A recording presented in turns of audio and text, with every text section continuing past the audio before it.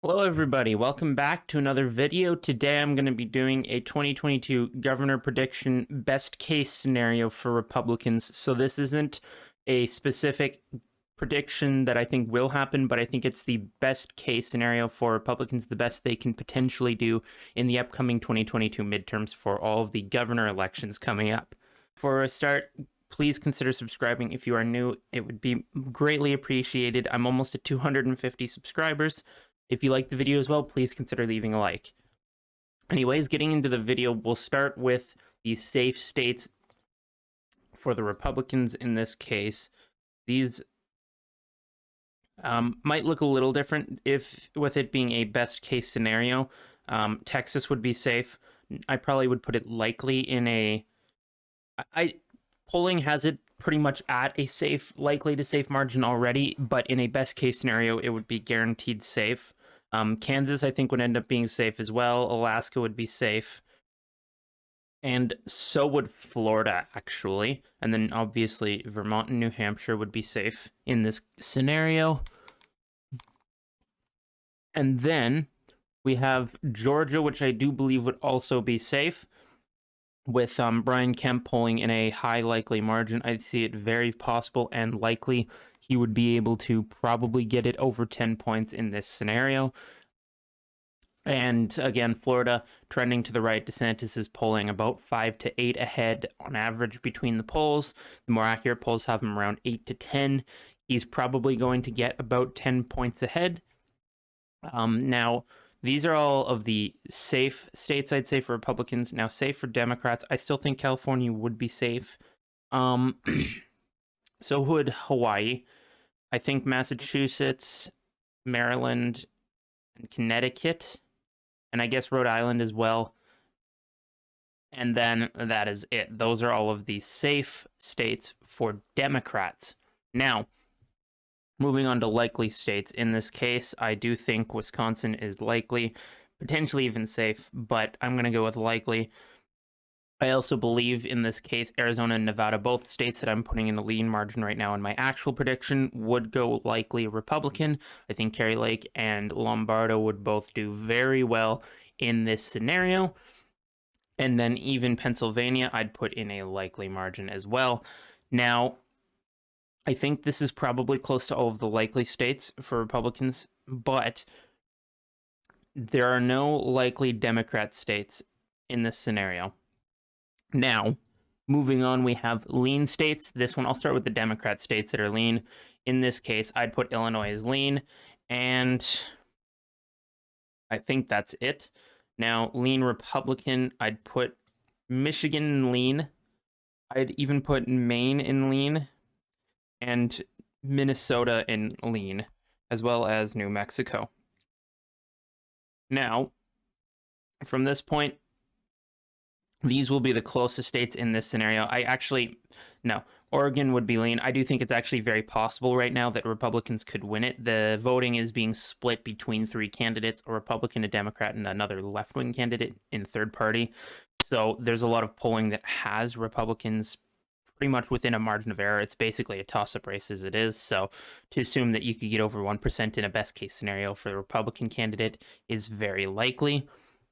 It's not guaranteed, but it is very likely, especially in this scenario. Everything would have to line up perfectly for this to happen. I don't think this is going to happen.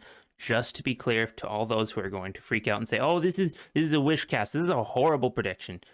Well, it's not really a prediction. It's more of what a best case scenario would look like for Republicans and what's the best they could do. So we also have New York. This one's interesting. Lee Zeldin against Kathy Hochul. Hochul is a terrible person. She's disgusting. Her policy is completely ineffective, and she's cultish in some ways. But realistically, Zeldin, there have actually been some polls that have him within 8 points, some anyway. So it's not unrealistic to think that the state could potentially be in play in a best case scenario. Assuming Republicans did do this right in this kind of scenario, like the funding would be properly spent on important elections and races, they would put time and effort and campaigning into the right things, not wasting time on states that are already safe, like a lot of what is happening right now. So realistically, I think in this case, New York would actually be a tilt Republican state, and I do think Zeldin would win that. Now, maybe to make this more realistic, best case scenario, you'd have to have like a third party run. So maybe Cuomo decides last minute to run, but I don't think that's possible at this point. Nonetheless, it would be absurdly unlikely. It would be very close and probably wouldn't happen, but it's potentially possible. And then lastly, there's Colorado. Now, Colorado is not as far left as New York, but in some ways it is. It depends. I think there has been a few polls that have been somewhat close for Republicans. They've been within 5 to 8 points, I believe. So it's actually very achievable. It is even possible in a non-best case scenario election. Now, I'm not saying it's going to happen, and I don't think Republicans would get it in 2022, but I do think this is a potentially winnable seat, assuming this is a best case scenario. And I think I would actually give Colorado in a tilt Republican margin in this scenario as well. Like, if you're going to give New York, you have to give Colorado, because Colorado is just not as far left as New York.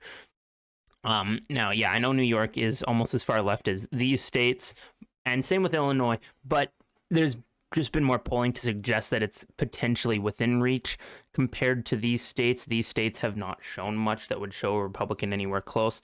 Illinois has had a few. I might put that closer, but probably would still be a lean margin. Pritzker is decently popular, mostly because of the Chicago area, which basically controls the result of any election in the state, which is a little ridiculous, but overall, Pritzker would win it. And again, Texas, like, that one's already basically safe. Beto O'Rourke isn't going to win. Nobody. This is even just assuming we're not doing best case scenario. Beto O'Rourke is not going to win. Nobody likes him. He's not popular, and he's not going to win in a state like Texas.